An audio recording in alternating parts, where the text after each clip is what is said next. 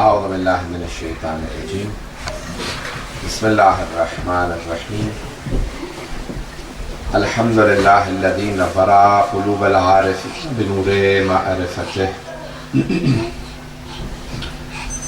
واثبت فؤاد انبیائہ واولیائہ بقصص الانبیاء والمرسلین واکمل ایمان المسلمین والمؤمنین بولایت علی امیر المؤمنین علیہ السلام. اللہم صل علی محمد وآل محمد. والصلاة والسلام والتحیۃ والاکرام علی افضل الموجودات العابد المؤید والرسول المسدد المصطفى الامجد المحمود الاحمد اعنی ابا القاسم محمد. اللهم صل على محمد وآل محمد وعلى روحه ونفسه وسهره ووصيه سید الاتقیاء والاسفیاء مولا الموالی امام المتقین علی بن ابی طالب. اللهم صل علی محمد وآل محمد وعلى اوصیائه لا سیما بقیة اللہ فی الارضین روحی وارواح العالمین لتراب مقدمہ الفدا واللعنة الدائمة على أعدائهم أجمعين من الآن إلى قيام يوم الدين. أما بعد فقد قال الله الحكيم في كتابه الكريم بسم الله الرحمن الرحيم فما خلقت الإنس والجن إلا ليعبدون. صدق الله العلي العظيم. صلوات.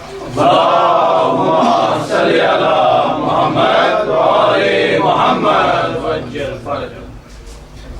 ایک سورہ فاتحہ کی درخواست ہے حاضرین کے تمام محرومین کے لیے، خصوصاً بانیان مجالس تصور حسین صاحب کے تمام محرومین کے لیے، رانا اقبال آدم کے تمام محرومین کے لیے، اور کامران نقوی صاحب کے تمام محرومین کے لیے. فاتحہ. بسم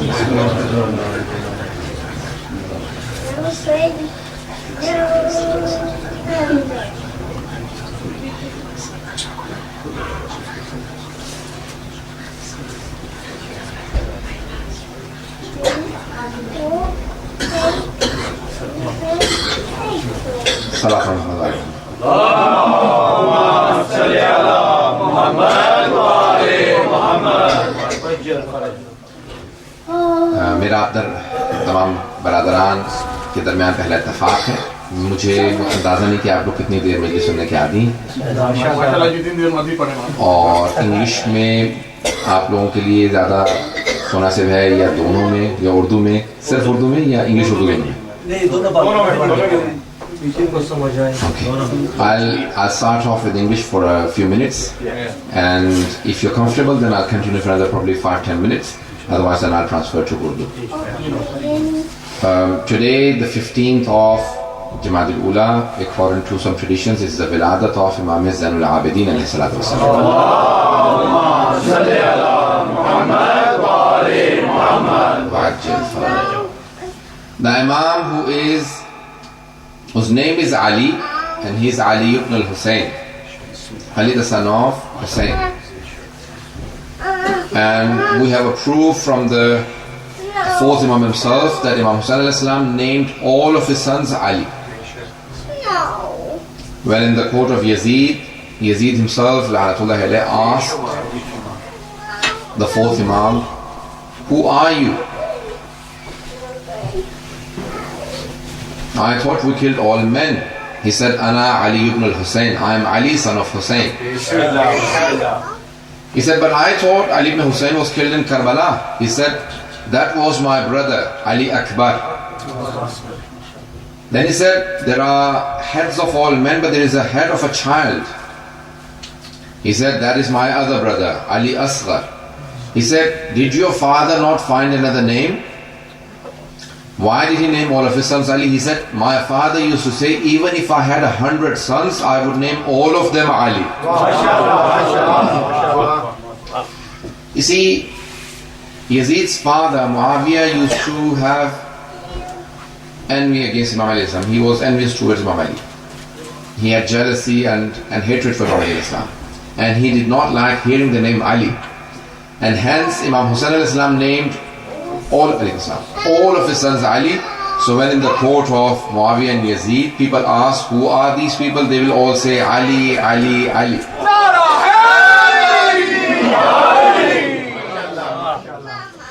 So today we are celebrating the wiladat of Imam Zain al-Abideen or Ali ibn Hussain. He has many titles, but two titles are very famous. One is Zain al-Abideen and the other one is Sayyid al-Sajideen. There are many other titles like Imam al-Sajjad. There is a difference between the two titles. He is Sayyid al-Sajideen, not a Sajid. He is the Sayyid of Sajideen. Sayyid means the master. He is Sayyidus Sajideen, not Sajid. Not Sajid himself. He is Sayyidus Sajideen. He is a leader and the master of all the people that do sajda to Allah subhanahu wa ta'ala. If you pay attention to this point. But his other title is Sajjad. There is a difference between Sajid and Sajjad. Sajid is a person who looks for clean land to do sajda. Sajid उसे कहा जाता है जो सजदे के लिए पाक जमीन को तलाश करे, वो साजिद है. और सज्जाद उसे कहते हैं जिसके सजदे की जमीन मुंतज़िर.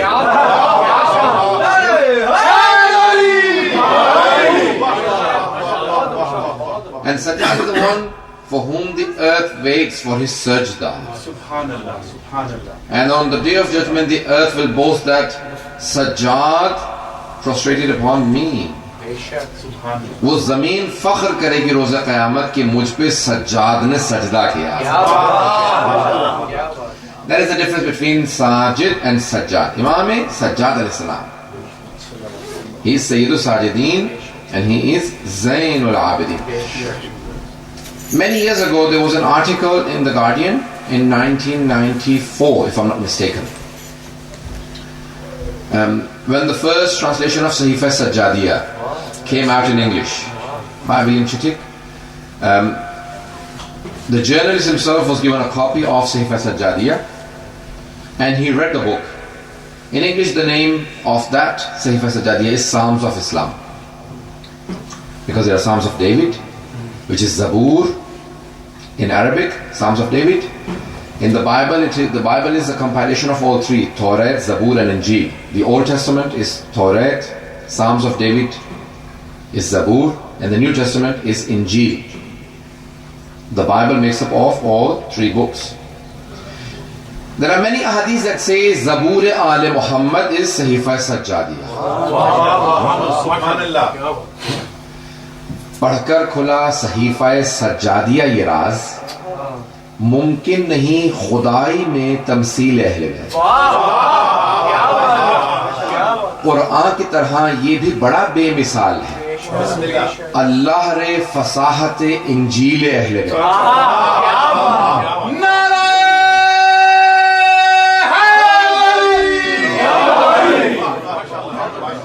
I will not translate that into English due to the time constraint, but this Sahifa Sajjadiyah is known to be Zabur Al Muhammad. Imam al-Sajjad compiled 60 du'as he performed. You see, why did he say du'as? Paying attention, everyone? Yes. The Imam al-Salam wanted to give sermons, just like his father and grandfather and his uncle. Imam khutbah dena chahte the. But he had the army of Yazid controlling his sermons. उनके खुतबों पे पाबंदी थी. खुतबा नहीं दे सकते, आप कैदी हैं, रुक जाए. The Imam said, you can stop me from giving sermons, but you cannot stop me from doing du'as.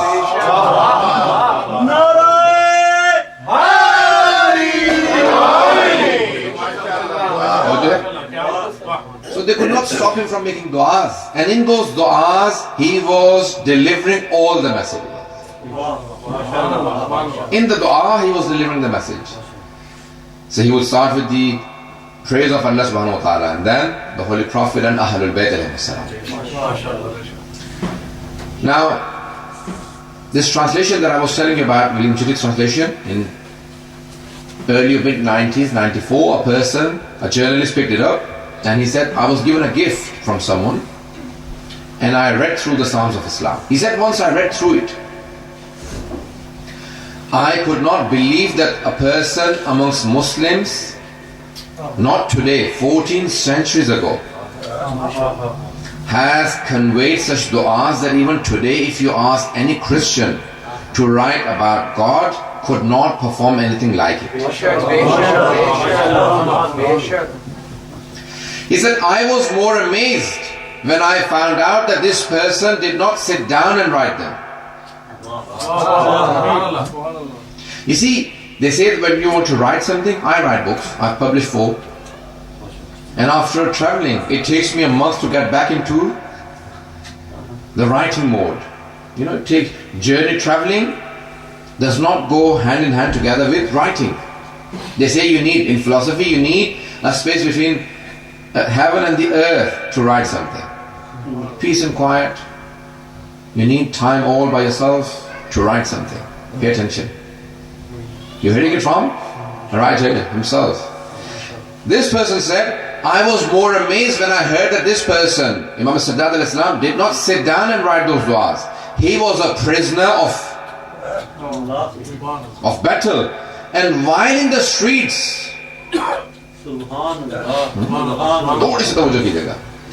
he said, while in the streets being lashed by the people, he had the ability and the capacity to say such du'as. قید سلاسل میں ہوتے ہوئے تازیانوں کے سائے میں کسی ایک ایسے شخص کا دماغ اتنا کام کرتا تھا کہ حالات اس کے اعصاب پہ، اس کی نروز پہ اثر انداز نہیں ہو رہے تھے. وہ دعائیں ایسی مانگ رہا تھا کہ جیسے خدا سے مستقیم بات کر رہا.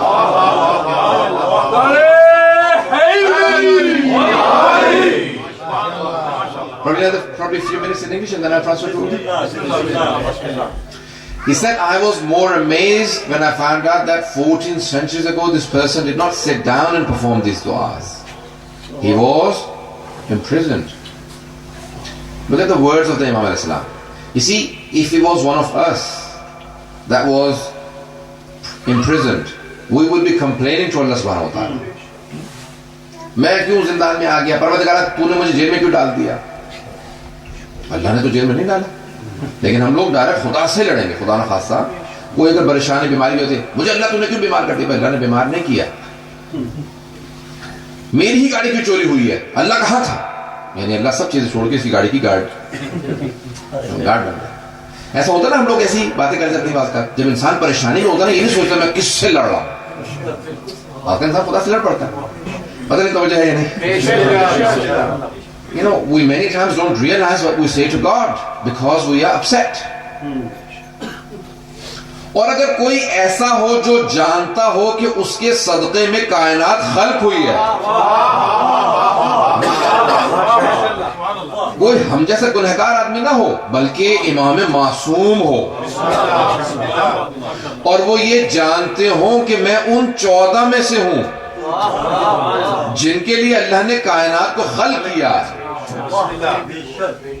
You know, if he was one of the sinful people, then we would understand. But this is one of the 14 infallibles. He knows that this universe was created for his sake. And when he is in prison, he does not complain. He says, Ya Allah, how shall I thank you enough? I ask for time alone with you. پتہ نہیں توجہ ہے یا نہیں. امام سجاد کے الفاظ کیا فرماتے ہیں؟ پروردگارا میں تیرا کیسے شکر ادا کروں. 7ویں امام کی 4تھے امام کے الفاظ ہیں کہ تیرا کیسے شکر ادا کروں. میں زندان میں ہوں، شکوہ نہیں، شکر کیسے ادا کروں. میں نے تجھ سے تنہائی مانگی تھی.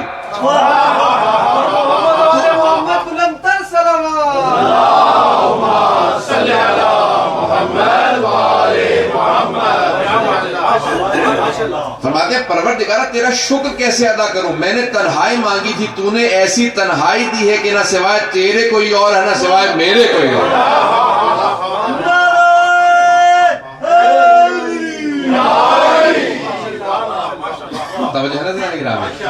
کتنی عجیب و غریب کیفیت ہے عزیزان گرامی.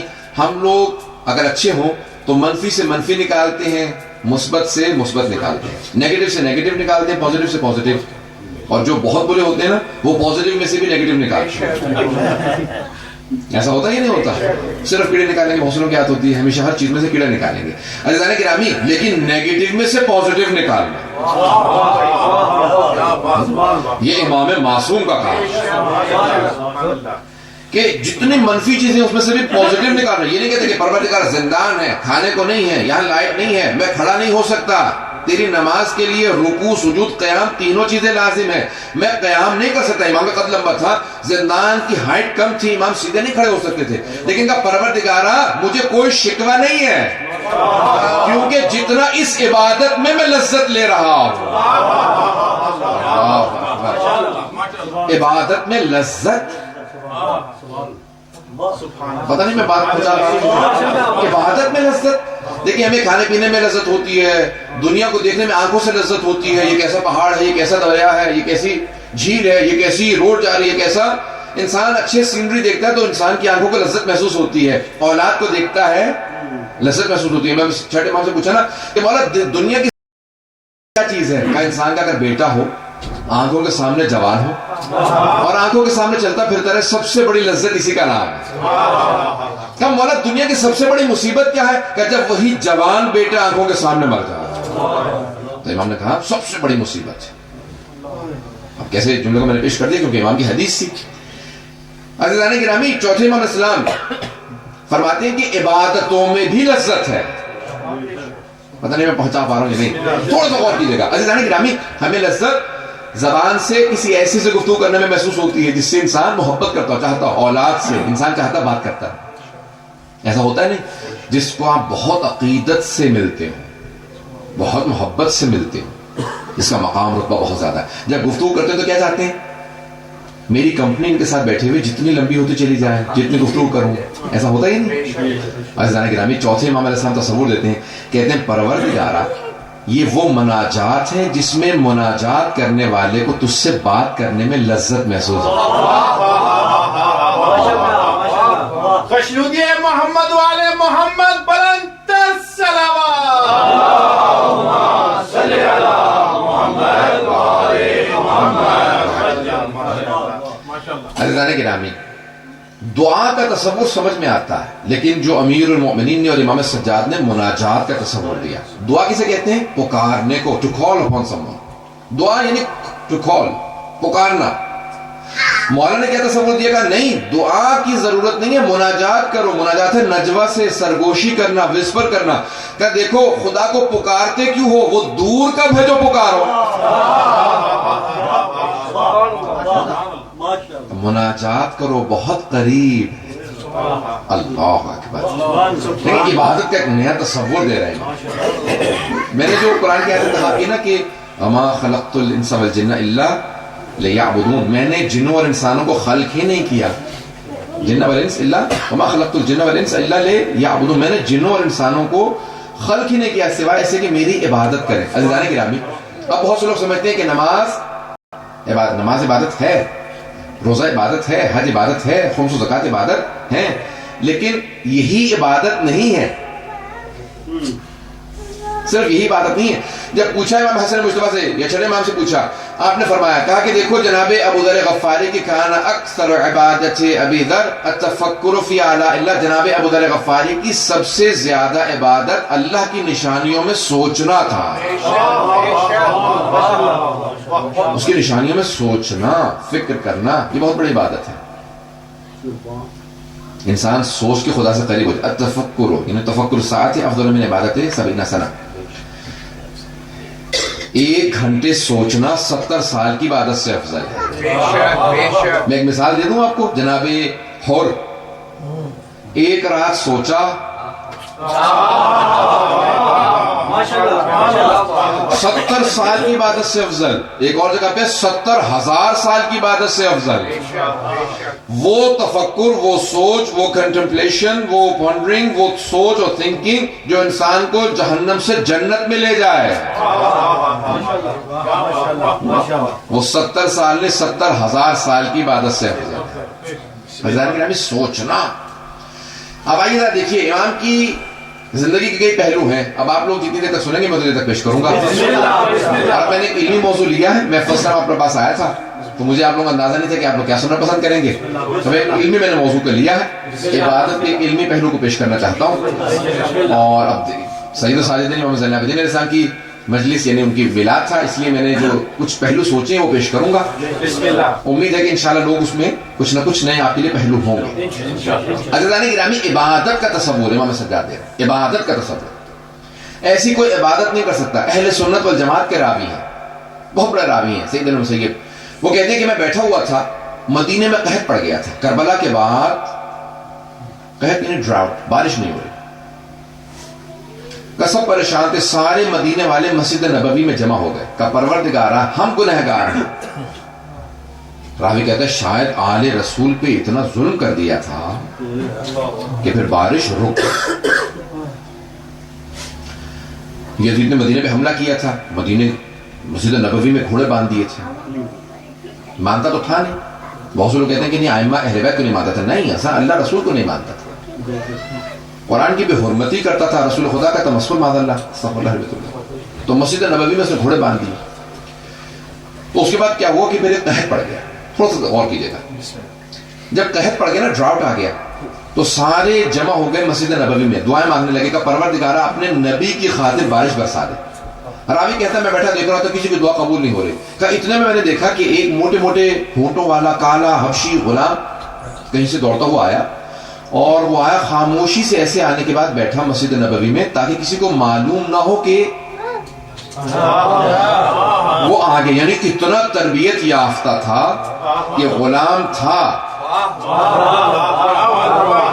لیکن تربیت اتنی تھی کہ جانتا تھا کہ اپنی اہمیت نہ منواؤں, خاموشی سے آگے کہیں بیٹھ جاؤں, کسی کو معلوم نہ ہو کہ میں آیا اور میری دعا قبول ہونے والی ہے.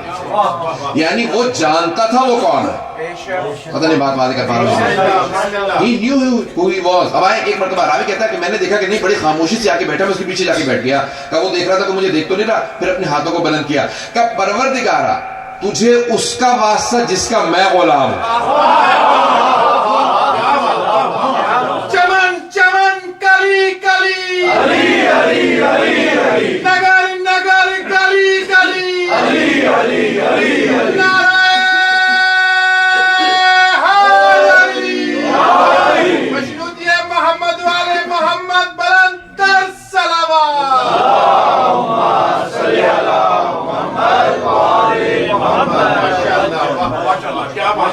عزیزان گرامی, واسطہ دینا یہ سب کی روش رہی ہے. خود رسول خدا جناب ابو طالب ان سب کی روش ہے, واسطہ دے کے دعا مانگے.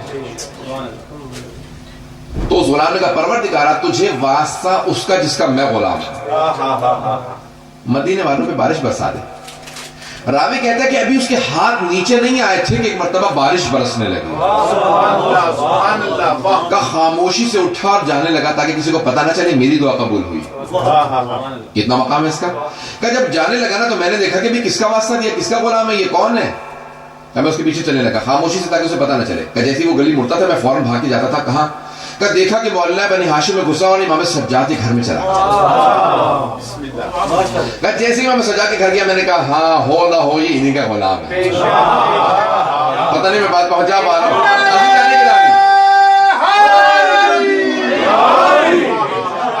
عزیزان گرامی, جس کے غلام ایسے ہوں ان کا اپنا مقام کیا ہوگا. یہ امام سجاد علیہ السلام تھے. کہ اس دن تو بارش تھی, میں چلا گیا. سید المسیب کہ اس دن میں چلا گیا. وہ راوی کہتا ہے میں چلا گیا لیکن چند دنوں بعد واپس آیا. امام سجاد کے دروازے پہ دستک دی. کہ فرزند رسول اگر کچھ مانگو عطا کیجئے گا. کہ جو مانگو کہ عطا کروں گا. کہ مولا آپ کا غلام چاہیے. مولا نے کہا سب غلاموں کو بلاؤ. تاریخ میں سب سے زیادہ غلام خرید کے آزاد امیر المومنین نے کیے. 1000 سے زیادہ غلام آزاد کیے. رسول خدا نے اول اسلام سے کہا غلام آزاد کرنا سب سے بڑا کام ہے, ثواب کا کام. کتنے گناہوں کا کفارہ غلام آزاد کرنا. اسلام میں پہلے دن سے کہا غلاموں کو آزاد کرو. غلام مت بناؤ، غلام خرید کے آزاد کرتے رہو. لوگوں کو آزاد کرنے کا تصور دیا، غلام بنانے کا نہیں. پتہ نہیں بات پہنچا پا رہا ہوں. امیر المومنین نے 1000 سے زیادہ غلام خرید کے آزاد کیے. تاریخ میں سب سے زیادہ غلام امیر المومنین نے، اور اس کے بعد تاریخ میں سب سے زیادہ جو غلام آزاد کیے امام سجاد علیہ السلام. سب سے زیادہ کیا کرتے تھے امام سجاد؟ امام سجاد یہ کام کرتے تھے کہ کثرت سے غلام خریدتے تھے. اب غلام جو ہوتا تھا اس کا کھلانا پلانا، اس کا رکھنا، رہائش، کپڑے وغیرہ سب مالک کی ذمہ داری ہوتی تھی. تو امام غلام خریدتے تھے، تربیت کرتے تھے، ٹریننگ کرتے تھے، آزاد کر دیتے تھے. اور ان کے آزاد کردہ غلام معاشرے کے سب سے افضل مومن ہوتے تھے. جس کے غلام ایسے ہوں وہ امام کیسے ہوں. اب راوی آیا کہا کہ مجھے غلام چاہیے آپ کا. امام نے کہا سب غلاموں کو بلاؤ. سارے غلام آ گئے. کہا کہ آپ کو غلام چاہیے. مولانا نے کہا جس غلام کو کہو گے وہ دے دوں گا. نہیں، وہ جو غلام مجھے چاہیے وہ نہیں. وہ چھپ رہا تھا. امام نے کہا بلاؤ. وہ آئے، کہ یہ غلام چاہیے. امام نے کہا ٹھیک ہے لے جائے. اس غلام نے ہاتھوں کو بلند کیا، کہ پروردگارہ تو جانتا ہے میں نے تجھ سے وعدہ کیا ہے جب تک زندہ رہوں گا سید سجاد کے در پہ رہوں گا، یا تو میرے اس وعدے کو پورا کر دے یا پھر مجھے موت دے. راوی کہتا ہے کہ بس یہ کہنا تھا کہ مجھے موت دے دے. ایک مرتبہ زمین پہ گرا، جب ہلا کے دیکھا مر چکا تھا. کہ میں نے پوچھا مولا سے، مولا یہ کون تھا؟ کہ یہ مستجاب الدعوات تھا. عربی میں کہتے ہیں مستجاب الدعوات. دعوات دعا کی جمع ہے، یعنی جس کی ہر دعا قبول ہوتی ہو. نہیں پہنچا پایا. مستجاب جس کی ہر دعا مستجاب ہوتی ہو. The one whose every prayer is accepted, granted to him. جس کی ہر دعا قبول ہوتی ہو اسے مستجاب الدعوات کہتے ہیں. جو غلاموں کو تربیت کر کے مستجاب الدعوات بنا دے اسے زین العابدین کہتے ہیں.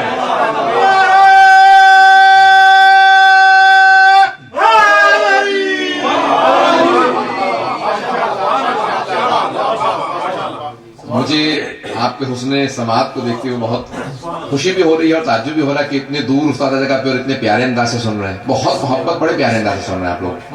اور مجھے پڑھتے ہوئے محسوس ہو رہا ہے کہ بہرحال ایک علمی موضوع کو لے کے چلا، لیکن سب لوگ ساتھ ہیں.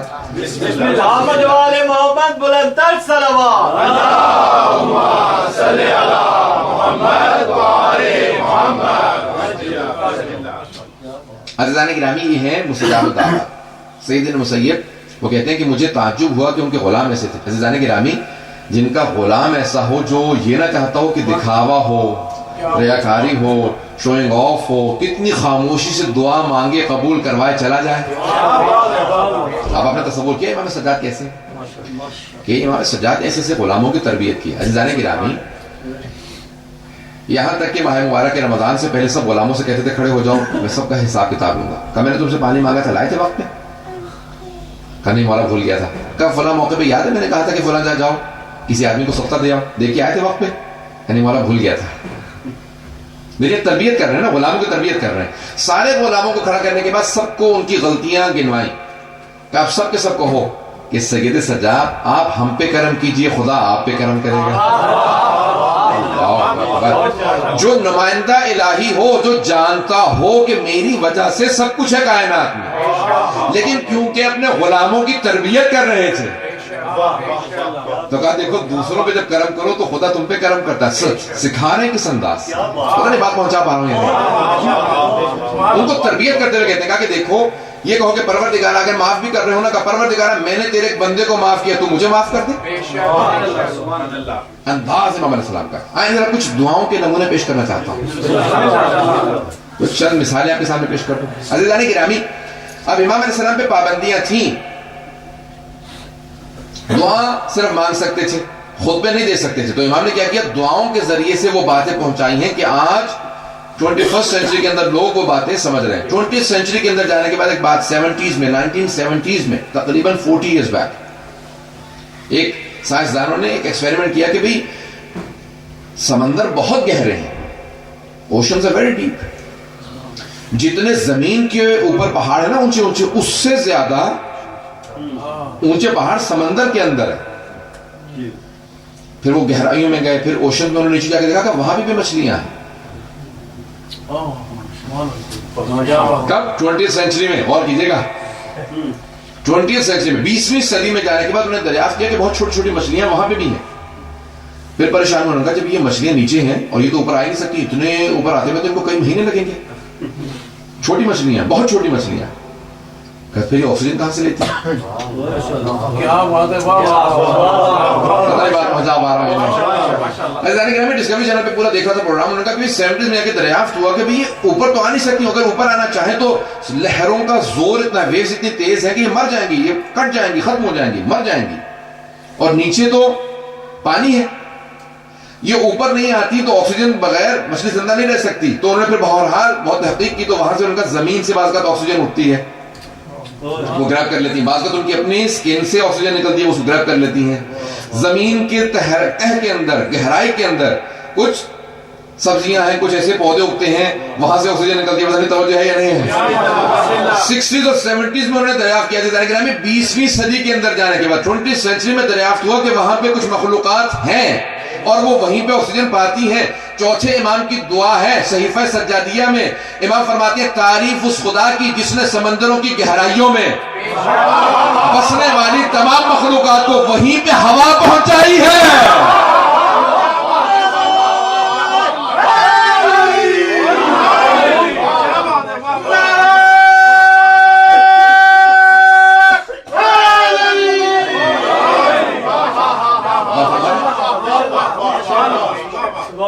تعریف اس خدا کی جس نے سمندروں کی گہرائیوں میں ان تمام مخلوقات کو جو سمندر کی سطح پہ نہیں آ سکتی وہاں پہ آکسیجن پہنچائے. عزیزان گرامی, میں 2002, 3, 4 میں نے مسلسل کیلیفورنیا میں 4-5 سال ماہ رمضان 30 دن پڑھتا تھا. ماہ رمضان میں ہر رات لیکچر ہوتا تھا, تو اس میں مختلف کمیونٹیز کے لوگ ہوتے تھے, عراقی, ایرانی, پاکستانی, انڈین, سب کے سب جو ہماری پوری ڈیوائڈڈ کمیونٹی وہاں پہ تھی. انگلش میں لیکچر ہوتا تھا, میں مجلس پڑھ رہا تھا, تو ایک سائنٹسٹ سے وہاں پہ, اس نے مجھ سے کہا, عراقی سائنٹسٹ نے کہا, مولانا یہ جو دعا آپ نے پڑھی ہے کہ تعریف اس خدا کی, چوتھے امام علیہ السلام کی دعا ہے صحیفہ سجادیہ میں, تعریف اس خدا کی, praise be to the Lord who knows the weight of the light, پتہ نہیں توجہ, جو نور کے وزن کو بھی جانتا ہے اور ظلمت کے یعنی تاریکی کے وزن کو بھی جانتا ہے, who knows the weight of light and darkness. تاکہ باقاعدہ امریکہ کے اندر ایک آلہ ہے, there is a tool, scale ہے جس کے اوپر نور کے وزن کو, لائٹ کے وزن کو ماپا جا سکتا ہے, معلوم کیا جا سکتا ہے. لیکن ابھی تک امریکنز بھی دریافت نہیں کر سکے کہ ڈارکنس کے وزن کو کیسے ماپا جائے. عزیزان گرامی, معصوم اسے کہا جاتا ہے جو 1400 سال پہلے جو بات کہہ جائے 1400 سال بعد سائنس ترقی کرنے کے بعد دریافت کرے. جب انوینشنز ہوں تب جا کے معلوم ہو سائنس پیچھے ہے, امام بہت آگے. خشنودی محمد والے محمد بلند تر صلوات. صلی اللہ محمد والے محمد. عزیزان گرامی, اگر امام کی دعاؤں کو دیکھیں آپ, صرف دعاؤں کو جو صحیفہ سجادیہ کے اندر ہے, کہ ان دعاؤں سے امام نے کیا کیا پیغام پہنچایا. آج دنیا غم بخود ہے. ایک خاتون مجھ سے کہنے لگی, بہت بوڑھی خاتون تھی, کہا کہ میرے 7 بچے ہیں اور میں بیوہ ہو چکی ہوں, بچوں کی بات کا آپس میں لڑائی ہوتی ہے, مجھ سے بحث کرتے ہیں, تو کہا بہت زیادہ پریشان ہو جاتی ہوں. ایک مرتبہ کمرہ بند کرتی ہوں اور جا کے امام سجاد کی دعا ہے کہ جب اولاد کی طرف سے پریشان ہو تو اس دعا کو پڑھ لو. کہا بچوں کو نہیں بتاتی, فوراً جاتی ہوں, وضو کرتی ہوں, دروازہ بند کرتی ہوں, فوراً اس دعا کو پڑھنے لگتی ہوں. جب باہر آتی ہوں سب بچے کہتے ہیں آپ اندر جا کے جادو کرتی ہیں, کیا کرتی ہیں؟ یہ ہمارے دماغ سب کے ٹھنڈے ہو جاتے ہیں. امام نے کہا کہ جادو سے بالاتر ایک چیز ہمارے پاس ہے, میجک کی ضرورت ہی نہیں ہے, ہمارے پاس دعا جیسا اسلحہ موجود ہے.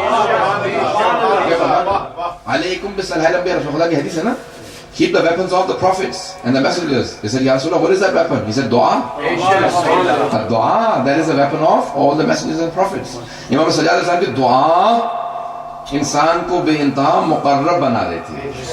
عزیزان گرامی, یہ دعائیں ان کی عادت ڈالیے. عزیزان گرامی, انسان جب دعا مانگتا ہے نا, تو دیکھیں دعا ایک فلسفہ ہے, کیسا اس کا پیش کرنا چاہتا ہوں.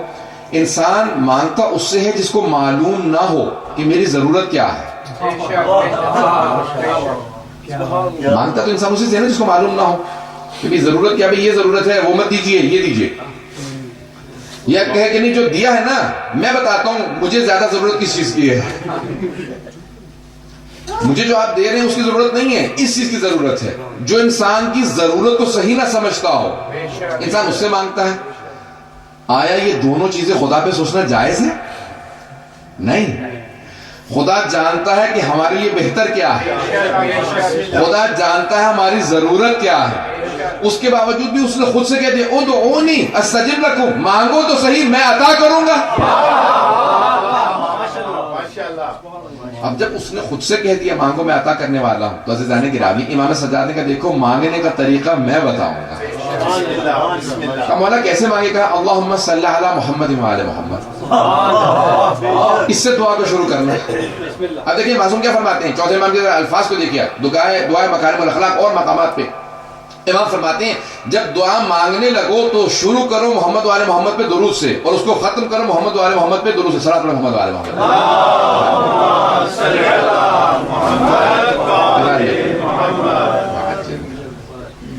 یاد میں محمد باردی کے صلوات اللہم صلی علی محمد وعلی محمد. تو امام نے فرمایا کہ دعا جب شروع کرو تو اس سے پہلے بھی صلوات پڑھو اور اس کے آخر میں بھی صلوات پڑھو. گا کیوں؟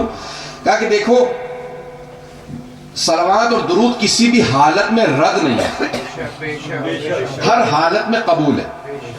دلیل کیا ہے کہ ان اللہ وملائکتہ یصلون علی النبی یا ایھا الذین آمنوا صلوا علیہ وسلموا تسلیما. اللہم صلی علی محمد وعلی محمد.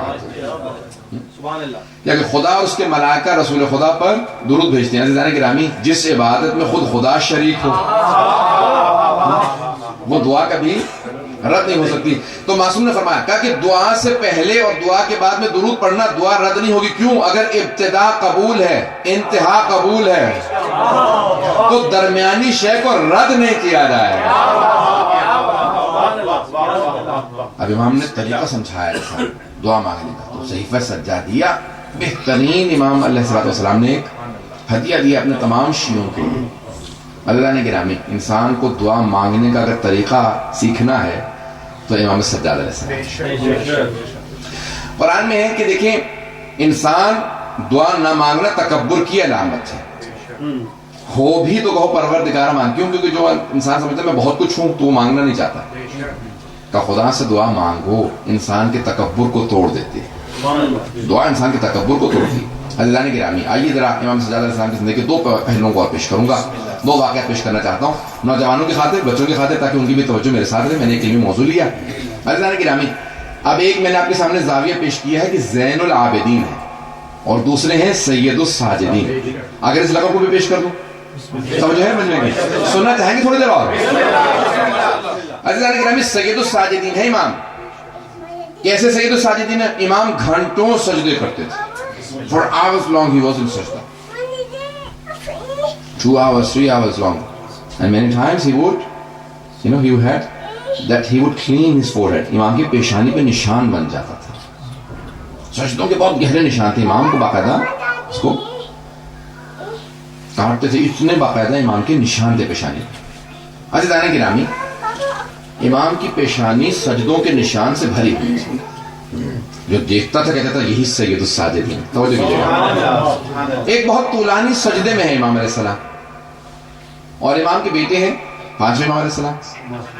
کہ اچانک پانچویں امام علیہ السلام کے متعلق پورے مدینے والے کہنے لگے ارے محمد باقر کنویں میں گر گئے. He dropped into a well. The fifth امام علیہ السلام. پانچویں امام وہ پانچویں امام نہیں کہہ رہے تھے نام لے رہے تھے. میں صرف احترام تاکہ بار بار نام لوں تو پھر صلاۃ پڑھنی پڑتی ہے. اللہ گرامی پانچویں امام کنویں میں گر گئے. ایک مرتبہ شور ہونے لگا. سب کے سب جب شور کرنے لگے پانچویں امام کے متعلق کہ بچہ کنویں میں گر گیا بچہ کنویں میں گر. 2-3 برس کی 4 برس بہت چھوٹے سے. اب بس امام کی والدہ نے امام باقر کی والدہ نے امام زین العابدین کی زوجہ نے جن کا نام فاطمہ بنت حسن ہے امام حسن مصطفیٰ کی بیٹی ہے. بسم اللہ اللہم صلی علی محمد وعلی محمد. سارا مجمع غور سے سننے کا اس جملے کو. عزیزان گرامی امام کی بیٹی ہیں امام کی پوتی ہیں امام کی بھتیجی ہیں امام کی بہو ہیں، امام کی زوجہ ہیں، امام کی ماں ہیں، امام کی دادی ہیں، ہر طرف سے امامت میں ہے، لیکن آخر ماں ہے. بس کان میں آواز جانی تھی میرا بیٹا کنویں میں گر گیا، رونے لگی، تڑپ کے رونے لگی، اور روتی ہوئی فوراً چوتھے امام کے پاس آئیں، اے میرے سرتاج، اے میرے آقا، اے میرے مولا، ہمارا بچہ کنویں میں گر گیا. اب امام کون ہے؟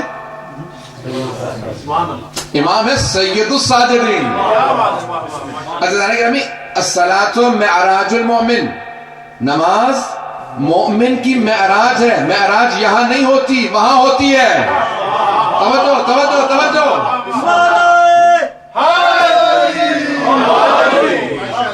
معراج کہاں ہوتی ہے؟ معراج کسے کہا جاتا ہے؟ اسینشن کو کہتے ہیں نا معراج. تو معراج یہاں نہیں، وہاں ہوتی ہے. عزیزان گرامی، نماز کی معراج سجدہ، اور سجدے کی معراج سید الساجدین کا سجدہ. عزیزان گرامی، چوتھے امام سجدے میں ہیں، آپ کی زوجہ رو رہی ہیں، امام کا سجدہ طولانی تر ہوتا چلا جا رہا ہے، طولانی تر ہوتا چلا جا رہا ہے. He is prolonging his sajda. When he comes out of the sajda, he says, what happened? کیا بات ہے، آپ کیوں اتنا رو رہی ہیں؟ کہ آپ کو آواز نہیں آ رہی تھی؟ امام نے کہا کہ آپ نے غور فرمایا نا، میرے پیغمبر نے، میرے جد نے، ہمارے جد نے فرمایا ہے کہ یہ وہاں ہوتا ہے سجدہ. میرا جسم یہاں ہے، میں یہاں نہیں ہوں، تو میرے کان میں آواز نہیں آتی جب میں خدا کی بارگاہ میں ہوتا ہوں. تو روتے روتے کہنے لگی آپ کی زوجہ نے فرمایا، ہمارا بچہ کنویں میں گر گیا ہے. کہا آرام کیجئے، پریشانی کی بات نہیں، بس امام کا کہنا تھا. کہ آپ کی زوجہ نے فوراً آنسو صاف کر لی. کیوں؟ جانتی تھی یہ ضامن ہے، جانتی تھی یہ ضامن ہے، حجت خدا ہے، امام وقت ہے. امام چلنے لگے. اب میں اپنے الفاظ میں پیش کروں گا. امام کا چلنا تھا، زمین قدم کے بوسے دینے لگی، آسمان سر پہ سایہ کرنے لگا، کائنات سے لبیک کی آوازیں آنے لگی، ہر انسان راستہ دینے لگا. امام کا چہرے سے نور آ رہا تھا. ہر طرف سے لوگ ہٹنے لگے. کہا کہ مولا آپ کا بیٹا کنویں میں گر گیا. امام نے کہا ہٹو. راستہ تو ایک مرتبہ آواز دی. کہا کہ پانی میری امانت کو لوٹا دے. سارے مدینے والوں نے دیکھا کہ پانی ابھرنے لگا. امام نے فوراً اپنے بیٹے کو پانی سے اٹھایا. سب نے گواہی دی کہ محمد باقر پانی کے اندر نہیں، اوپر بیٹھے تھے.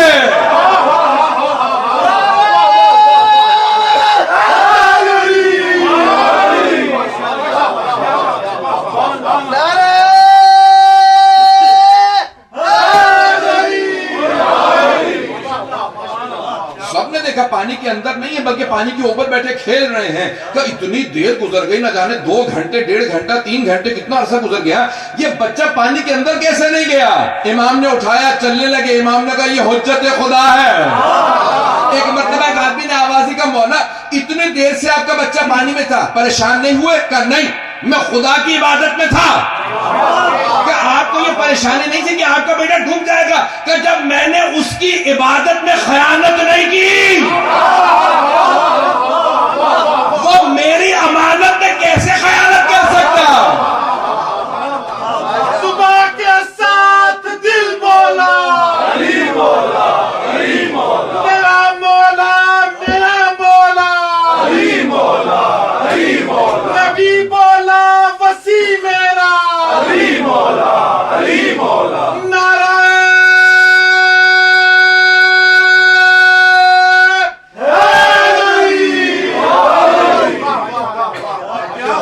مولانا صاحب کی درازی عمر کے لیے بلند تر صلوات. اللہم صلی علی محمد و آل محمد. ماشاءاللہ.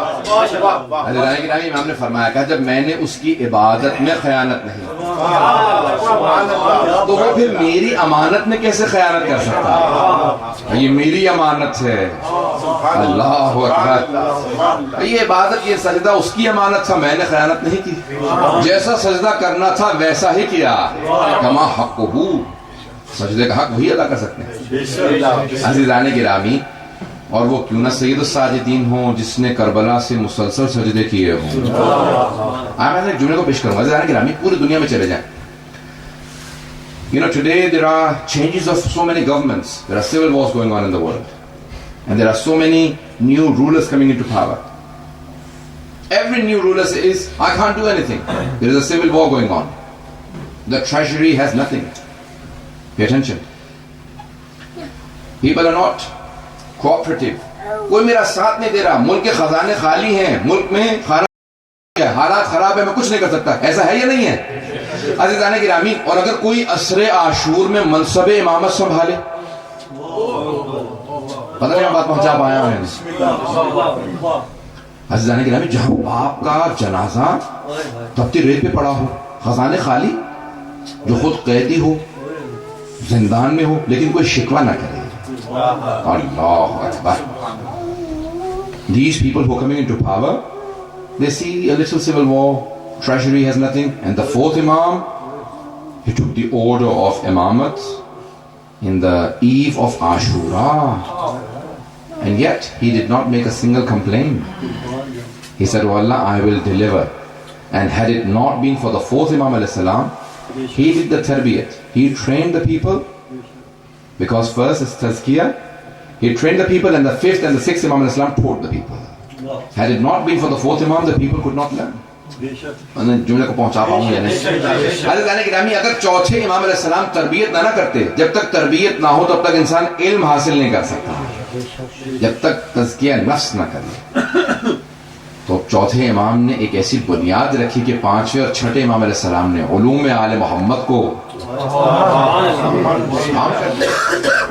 معقل العلوم بنے, اور ہم جعفری کہلائے. بات پہنچ رہی نا عزیزان گرامی؟ عزیزان گرامی, اب کیا کروں گی, مسائل کا جملہ, بہت سی آنکھوں میں آنسو آ گئے ہیں, لیکن میں اس بات کو کہے بغیر آگے نہیں جا سکتا کہ عزیزان گرامی, آج پوری دنیا میں ہر انسان شکوہ کرتا ہے, گلہ کرتا ہے, میں کچھ نہیں کر سکتا, حالات اچھے نہیں ہیں. عزیزان گرامی, چوتھے امام نے اس انداز سے منصب امامت کو نبھایا کہ خداوند متعال کہے گا, سلام ہو اے سجاد, اے سید سجاد, آپ کی عظمتوں کو سلام ہو, آپ نے حق امامت ادا کر دیا. نہ عبادت میں کوئی کوتاہی ہے, نہ سجدوں میں, نہ تبلیغ دین میں, بلکہ عصمت کبریٰ کے پیکر ہیں. اس انداز سے پہنچا رہے ہیں. حضرت گرامی ہیں زین العابدین, یہ ہیں سید الساجدین. بات پہنچ گئی ہے حضرت گرامی؟ ہمارے ایک بات کو کہوں, حضرت گرامی, پھر امام کے متعلق جو سب سے زیادہ چیز مشہور ہے نا, وہ ہے گریہ. آپ کا پوری زندگی پھر کربلا کے بعد گریہ کرتے رہے, لیکن بے مقصد گریہ نہیں تھا, با مقصد گریہ تھا. صرف رو نہیں رہے تھے, بلکہ اس انداز سے روتے تھے کہ دیکھنے والا سوال کیے بغیر رہ نہیں سکتا تھا. پوچھتا تھا, کیا بات ہے, اتنا کیوں رو رہے ہیں؟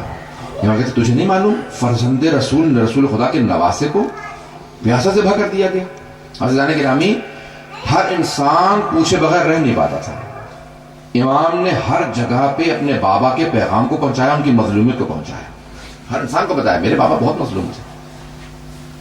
عزیزان گرامی, مدینے میں شہید اصغر نے ایک واقعہ لکھا اپنے کتاب میں, وہ کہتے ہیں امام صلی اللہ علیہ وسلم کی زندگی سے متعلق, کہتے ہیں مدینے میں ایک آدمی تھا جو سب کی توہین کرتا تھا.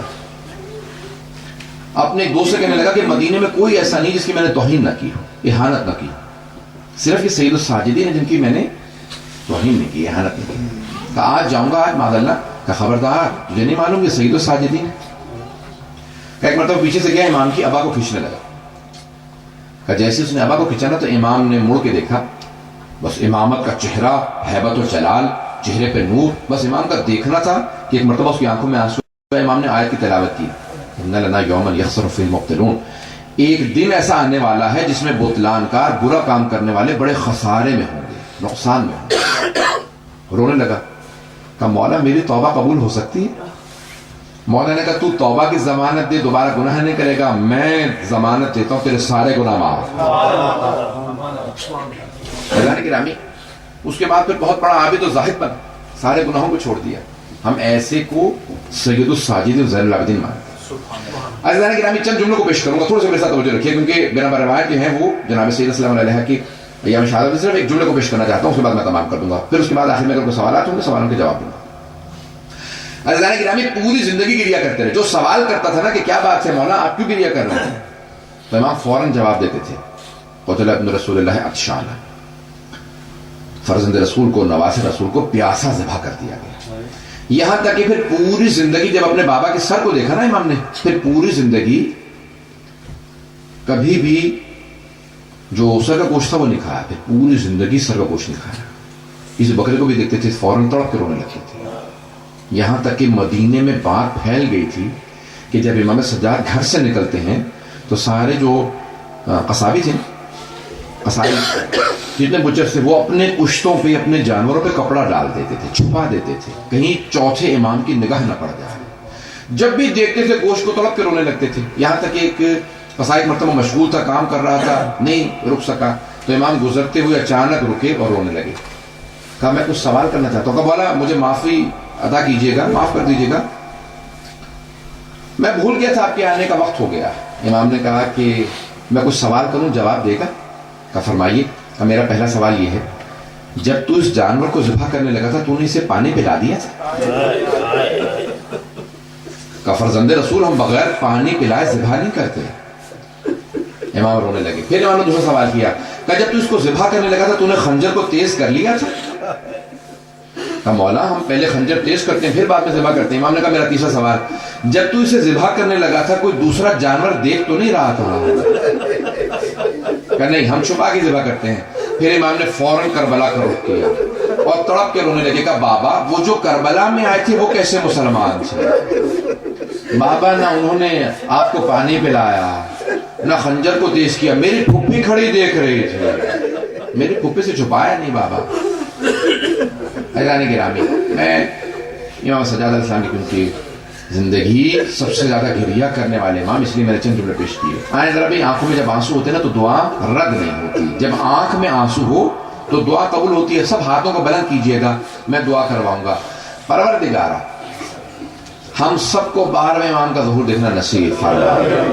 پروردگارہ جہاں جہاں مومنین بسے میں ان کے سب کی جان مال عزت آبرو کی حفاظت فرما. عراق کے حالات خراب ہیں، بحرین کے، شام کے، پاکستان کے سب مومنین کی حفاظت فرما. پروردگارہ جہاں جہاں شین حیدر قرار ہیں سب کی جان مال عزت آبرو کی حفاظت فرما. ہمارے مقامات مقدسہ کی حفاظت فرما. پروردگارہ نجف و کربلا کی، قاسمین کی، سامرہ کی، بلد کی اور شام کے تمام روضوں کی حفاظت فرما. پروردگارہ حکومت اسلامی کی حفاظت فرما. اور پروردگارہ جتنے بھی ہمارے مومنین جہاں جہاں بسے ہیں سب کی حفاظت فرما. جو مومنین یہاں موجود ہیں سب کی دعائیں مستجاب فرما، کسی کو خالی ہاتھ نہ لوٹا. پروردگارہ ایک واسطہ پیش کریں گے. پروردگارہ امام سجاد علیہ السلام ہم لوگ عبادت کرتے ہیں نا تو اس کے لیے بھی جانواز بچھا لیتے ہیں، اس کے لیے بھی سجدہ رکھتے ہیں، اس کے لیے ہم کوشش کرتے ہیں کہ ہمارے لیے کوئی آرام دہ جگہ ہو. اور اگر کوئی کربلا سے شام کے راستوں میں کانٹوں پہ سجدے کرتا رہا ہو، اس امام علیہ السلام کی عظمتوں کو سلام. و پروردگارہ امام سجاد کے پاؤں میں لگے کانٹوں کا واسطہ ہماری ان گنہگار آنکھوں کو امام زمانہ کی زیارت نصیب فرما. پروردگارہ جنت البقیع تعمیر ہوتا دیکھنا نصیب فرما. جتنے مومنین مریض ہیں پروردگارہ ایک واسطہ دوں گا، بیماروں کے لیے ایک واسطہ دوں گا. میں ایک آپ سے سوال کروں، آپ نے کبھی دیکھا کہ کسی بیمار کو لوگ بستر سے گرا دیتے ہوں؟ شام غریبہ میں امام سجاد کو بستر سے گرا دیا گیا تھا. پروردگارہ شام غریبہ کے اس بیمار کا واسطہ جس کو بستر سے گرا دیا گیا تھا، ہمارے جتنے مومنین مریض ہیں سب کو شفاء کاملہ عنایت فرما. پروردگارہ ایک اور واسطہ دوں گا. پروردگارہ جب ایک مرتبہ کسی چھوٹی سی بچی کی رسیوں کو کھولا گیا نا، وہ دوڑتی ہوئی آئی، آ کے بھائی کے گلے میں باہیں ڈال دی. جیسے امام سجاد علیہ السلام گلے میں باہیں ڈالی نا تو امام تڑپ کے رونے لگے. کہا آہ، کہا بھیا کیا بات ہے؟ کہا بہن میری زنجیریں دھوپ میں بیٹھ کے گرم ہو جاتی ہیں، جب کوئی ہلاتا ہے نا تو میری کھال ان سے اترنے لگتی ہے. ابھی تم گلے ملی نا تو میری کھال سے یہ زنجیریں لگ گئیں. اتنے میں پانی ملا بچی کو، جیسی بی بی کو پانی ملا نا بی بی نے سارا پانی مولا کے زنجیروں پہ ڈال دیا. جیسی زنجیروں پہ پانی ڈالا امام سجاد نے پوچھا بہن کیا کر رہی ہو؟ کہا بھیا آپ ہی نے تو کہا تھا میری زنجیریں گرم ہیں، میں آپ کی زنجیروں کو ٹھنڈا کر رہی ہوں. پروردگارہ واسطہ اس لہجے کا جب ایک بہن بھائی کی زنجیروں کو ٹھنڈا کر رہی تھی، تمام ماؤں کے کلیجوں کو ٹھنڈا فرما. کسی ماں کو اولاد کا غم نہ دے، خصوصاً بحرین کے اندر اور مقامات پہ ماؤں کو اولاد کا غم نہ دے. پروردگارہ ایک آخری واسطہ دوں گا. پروردگارہ جب چوتھے امام اسلام نے اپنے پاؤں سامنے بچھا رکھے تھے نا تو ایک بچے نے پوچھا کہ بھیا کیا بات ہے، آپ نے پاؤں کیوں پھیلا رکھے؟ کہا میرے پاؤں میں کانٹے لگ گئے، ہاتھوں میں زنجیریں، میں پاؤں سے کانٹے نہیں نکال سکتا. تو ایک بچی نے کہا بھیا میں آپ کے پاؤں سے کانٹے نکال دیتی ہوں. اس بچی نے سارے کانٹے چننا شروع کیے. مولا سے پوچھا مولا کس بات سے رو رہے ہیں؟ کہا میرے ہاتھ زنجیروں میں ہیں, میری بہن کے پاؤں کے کانٹے کوئی نکالنے والا نہیں. جس کو دوسروں کا اتنا احساس ہو وہ حجت خدا ہے, پروردگار ہے. امام مظلوم کی, امام سجاد علیہ السلام کی مظلومیت کا واسطہ جتنے بھی دنیا کے اندر جہاں جہاں پہ لوگ ہیں سب کو اہل بیت علیہ السلام سے آشنا فرما, سب کو دین اہل بیت علیہ السلام کی ماننے کی توفیق عنایت فرما, دشمنان اہل بیت کو نیست و نابود فرما, داعش کو طالبان کو غارت فرما, پروردگار سے مملکت کو ترقی عنایت فرما, خدمت کرنے والے کو توفیقات میں اضافہ فرما. ہم سب کو پروردگار اخلاص کے ساتھ خلوص نیت کے ساتھ ان کی خدمت کی توفیق عنایت فرما. ہم سب کے مرحومین کی مغفرت فرما, ان کے درجات کو بلند فرما, ان کی قبروں کو منور فرما. ربنا تقبل منا انك انت السميع العليم بحق محمد وآله الطيبين الطاهرين المعصومين. صلوات.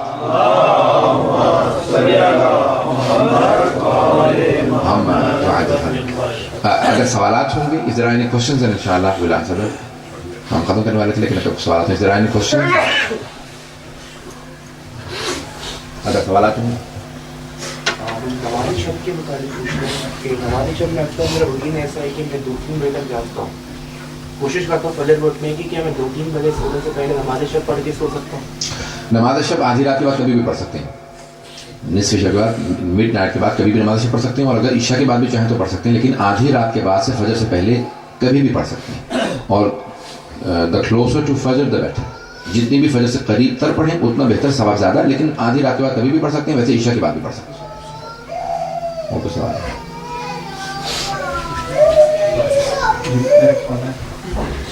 لفظ غصہ, یہ پاک پیغمبر کا فرمانا ہے کہ غصہ حرام ہے. جب ہم معصوم کے لیے غصہ کے لفظ استعمال کر سکتے ہیں جبکہ فعل حرام ہے, تو یہ غصہ حرام نہیں ہے, غصہ حرام نہیں ہے. پیغمبر نہیں ہے غصہ حرام ہے.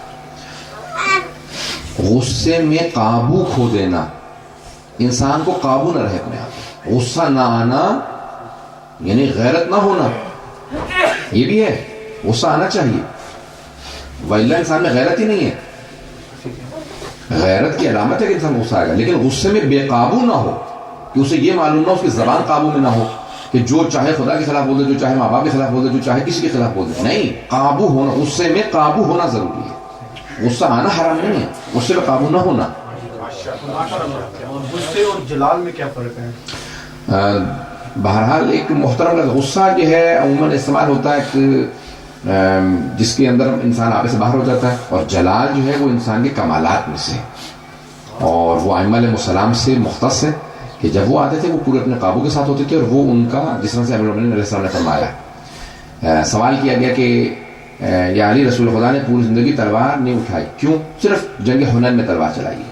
کہا کہ تم نے قرآن نہیں پڑھا, قرآن میں ہے کہ وما ارسلناک الا رحمۃ للعالمین, ہم نے آپ کو عالمین کے لیے رحمت بنا کے بھیجا. رحمت کا تقاضا یہ ہے کہ تلوار نہ چلائے, لیکن جان کا بچانا واجب ہے. اس لیے جنگ حنین میں کہ صحابہ چھوڑ کے بھاگ گئے تھے اور وہ پیغمبر کو قتل کرنا چاہتے تھے, اس لیے جان بچانے کے لیے پیغمبر نے پھر لوگوں کو مارا, وإلا پیغمبر تلوار نہیں چلاتے, مارتے نہیں تھے. تب پھر اگر پیغمبر رحمت للعالمین انہوں نے تلوار نہیں چلائی تو پھر آپ نے تلوار کیوں چلائی؟ کہا کہ وہ رحمت الہی تھے, میں جلال الہی.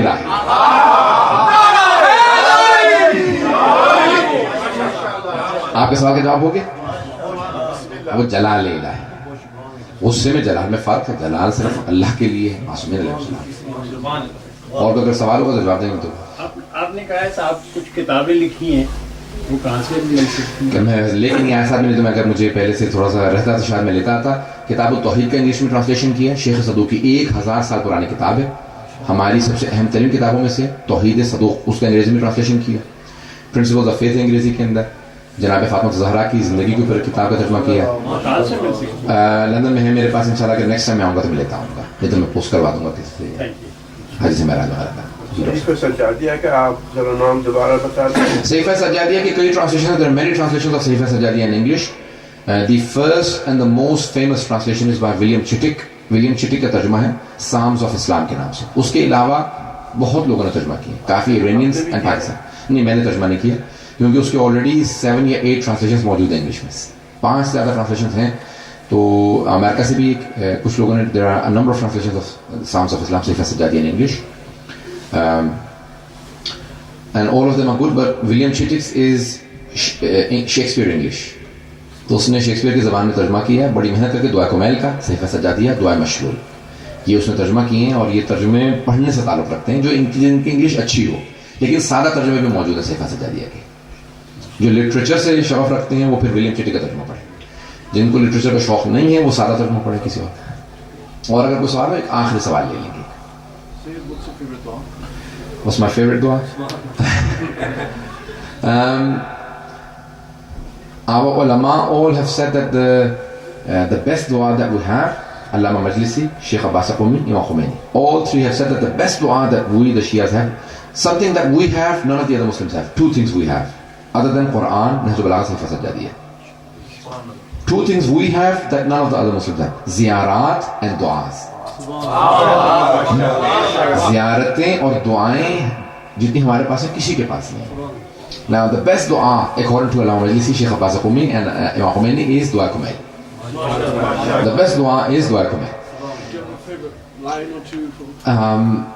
My favorite is Ya Sari ar-Rida. او اللہ جو بہت جلدی راضی ہو جاتا ہے.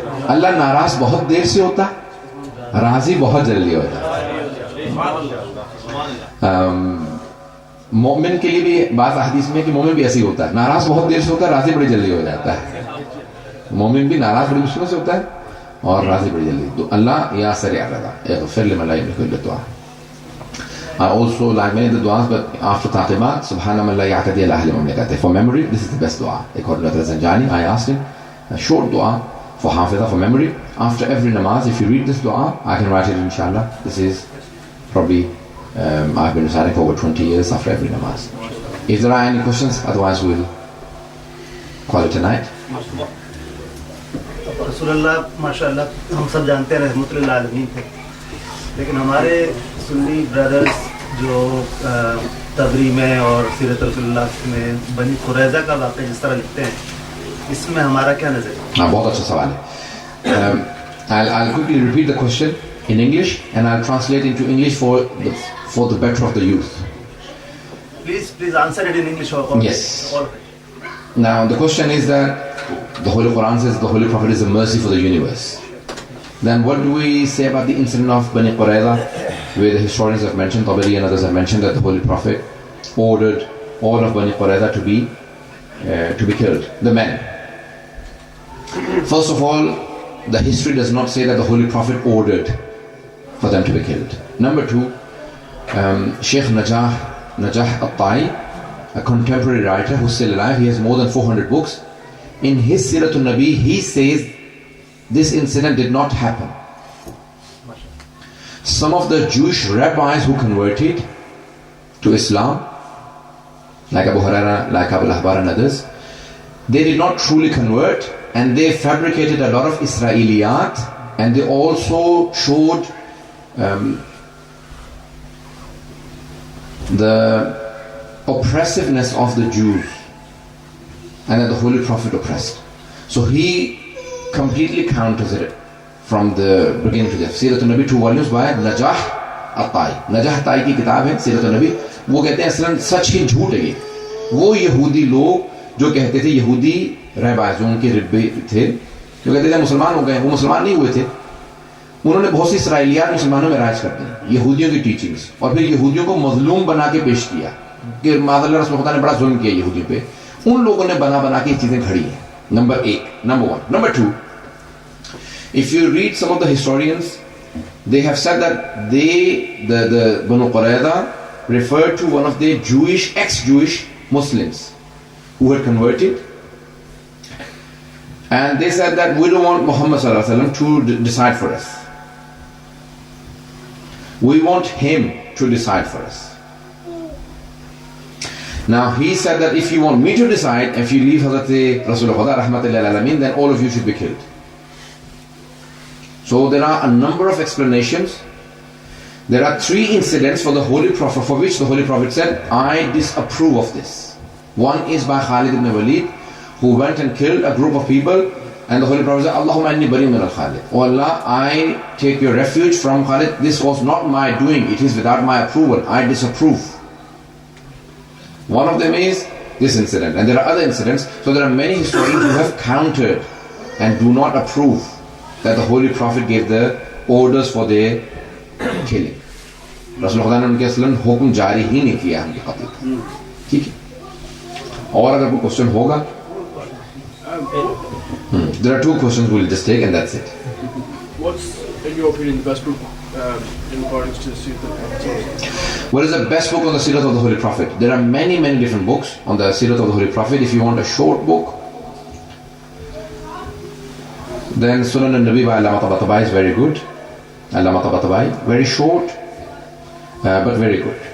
So he picks out all the different qualities of the Holy Prophet, that he never used to spit, he used to, how he walked, he would not hit his feet on the ground, how he, every little thing, every little aspect of his life. What made him Rahmatan lil Alameen? When he was crossing the street, if he ever saw any stones or any branches of the tree, he would move them out with his feet. Little things about the Holy Prophet, he's covered in there. And if you want a detail, there is a 35-volume set by Sahih min Sirat al-Nabi al-Azam by Sayyid Jafar Murtada Amili. Sayyid Jafar Murtada Amili has a 35-volume set on the life of the Holy Prophet, Sahih min Sirat al-Nabi al-Azam. If you want a lengthy one, then that book, and a short one by Allama Tabatabai, Sunan al-Nabi. آج کل 2 طرح کی ideologies کو میں سنتا ہوں لوگوں سے. ایک تو یہ کہ امام زمانہ ایک چیز ظہور کے حوالے سے وہ کہتے ہیں کہ ظہور کے حوالے سے آپ کچھ نہیں کر سکتے, اور جو دوسرے آئیڈیالوجی سنتا ہوں کہتے ہیں کہ آپ کو راستہ ہموار کرنا ہے, سب کو مل کے راستہ ہموار کرنا ہے. تو اس میں سے کون سی صحیح ہے؟ اور اگر تو واقعی یہ ہے کہ اگر ہمیں ہی کچھ کرنا ہے, اسپیشلی جس جگہ ہم ہیں, تو وہ ہمیں کیا کرنا ہے؟ Okay. Question everyone understands? He's saying that there are 2 ideologies amongst the Shias. One says that we need to pave the way for the Prophet Muhammad Islam. We need to prepare the grounds that he comes. And the other one says that we have nothing to do with the Prophet Muhammad. Okay. You know, when you invite a guest to the house, میں English میں جواب دے دوں, اس کا بہتر ہے کہ بچوں کے اس میں کہا. Now you invite a guest to your house. You say, okay, when the guest comes, then we will prepare the food, we'll clean up, and we'll do everything. Or when you invite the guest and you know the time, then you start preparing. جب آپ ایک دعوت دے دیتے ہیں نا, تو پھر آپ کہتے ہیں بھی ہمیں تیاری کرنی چاہیے کیونکہ کوئی آنے والا ہے. اور کچھ لوگ ایسے ہوتے ہیں جب آئے گا دیکھی جائے گی. تو یہ اچھا میزبان نہیں ہے. میزبان اچھا وہ ہوتا ہے جو مہمان کے آنے کی تیاری ہے. A good host is the one who prepares for the guest who is coming. Always a good host will always clean up, will prepare, everything should be prepared. Now we have so many ahadith from the Imam and one from the 12th Imam. He said, no one will delay in my coming except for my own Shias. میرے ظہور کی تعجیل میں کوئی رکاوٹ نہیں ہوگا سوائے میرے اپنے شیعوں کے. جس دن تم تیار ہو جاؤ گے اس دن میں آ جاؤں گا. مولانا کیا کریں کہ آپس کے اختلافات بند کر دو, میں آ جاؤں گا. جب تک تم آپس میں لڑتے رہو گے مجھ سے کہو گے آ جاؤ, جب تم خود آپس میں لڑ رہے مجھے کیوں بلا رہے.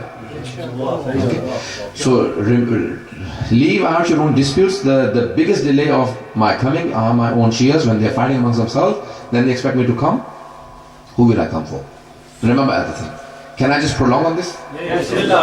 Now we have this, زیارت جامع کبیرہ.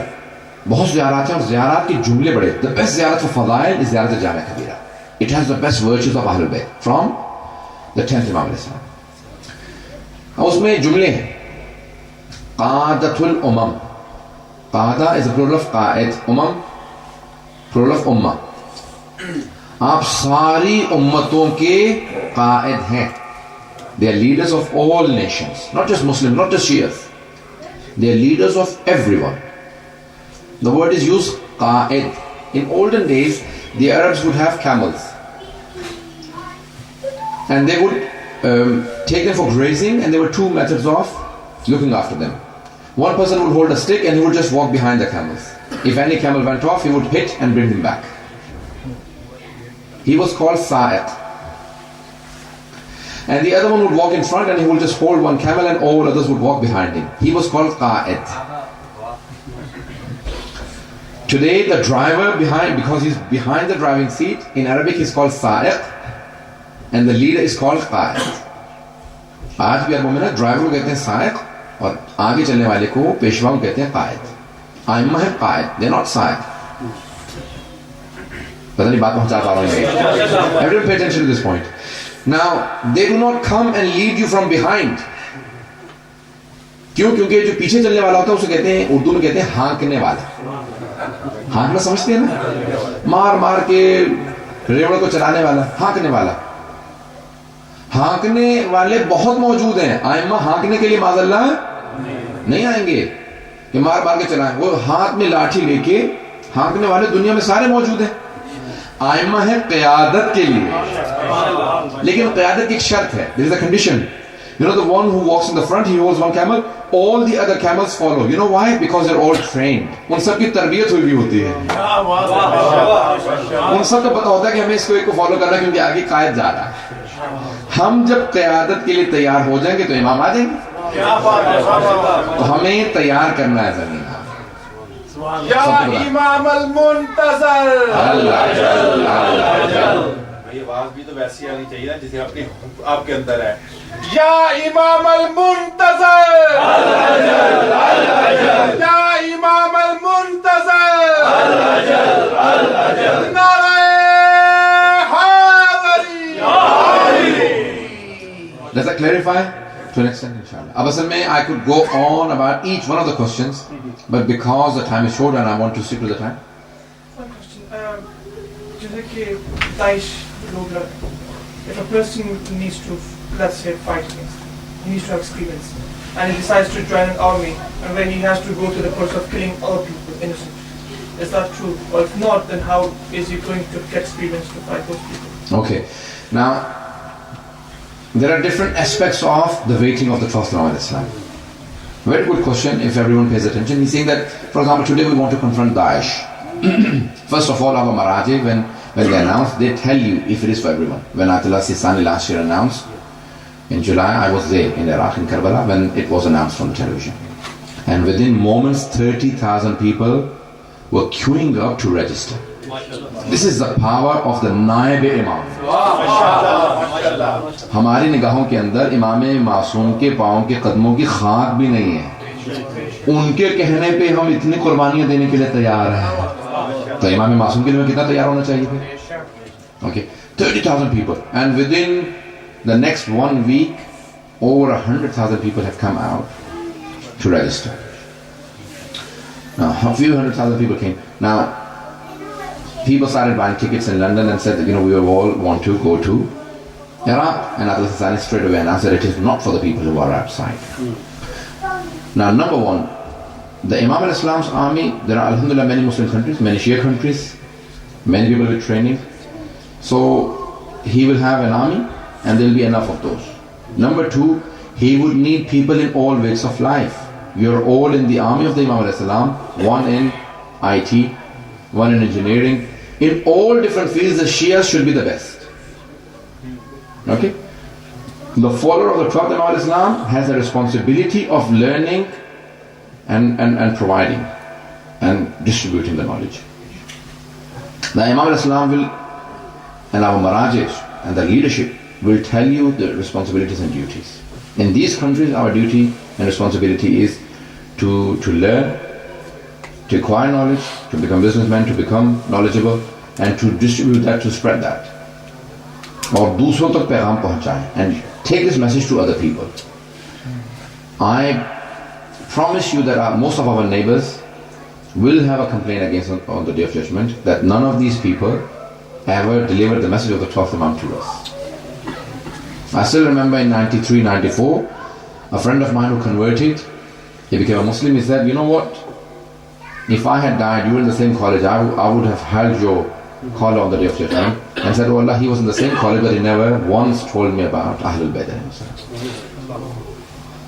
And that's what, pushed me towards learning more, going to Qaaim. And we are all responsible for not delivering the message to others. So we must learn good enough ourselves and then deliver to the other wider community. And I promise you, there is more acceptability in Europe and in North America than any of the Muslim countries. They do not have the true teachings of Ahlul Bayt. Had they the true teachings, if we had only 5 people like Salman, Abu Dhar, Miqdad, Ammar, Malik, Ashtar, the entire Newcastle would convert within the next 5 minutes, within the next 5 years. Within the next 5 years, they would convert everyone because they would live up to the standards of Ahlul Bayt. वो अपने किरदार से साबित करते हैं. हम लोगों के किरदार को देखने के बाद लोग दूर हो जाते हैं. अपने किरदार से लोगों को करीब करें Ahlul Bayt. Most of the people that have converted to Islam, if you ask them, they have no research. Most of the people, no research, no background study. It's only and only the good conduct of Muslims that has impressed them and have brought them to Islam. I was in a hospital and this lady came, elderly woman, her knee had gone through surgery. She came and she said, can I shake hands with you? I was in my dress. So usually with my abba I shake hands, and I did not have my abba, I just had my abba. I said, I'm sorry, I can't shake hands. She said, no, it's okay. I was in the hospital for my knee surgery and this lady had this thing, she couldn't say hijab. She couldn't say scarf. She said this lady was covered and every day she would cut an apple for me and bring it to me. So I said, why did you do that? She said, because my father is here and our scholars have told us that the neighbors have a right. You are my father's neighbor in the hospital. And she said, that day I decided to shake hands with the Muslim scholar because they've preached the true religion. It is our akhlaq that impresses. The Holy Prophet's akhlaq brought everyone to Islam. So good conduct.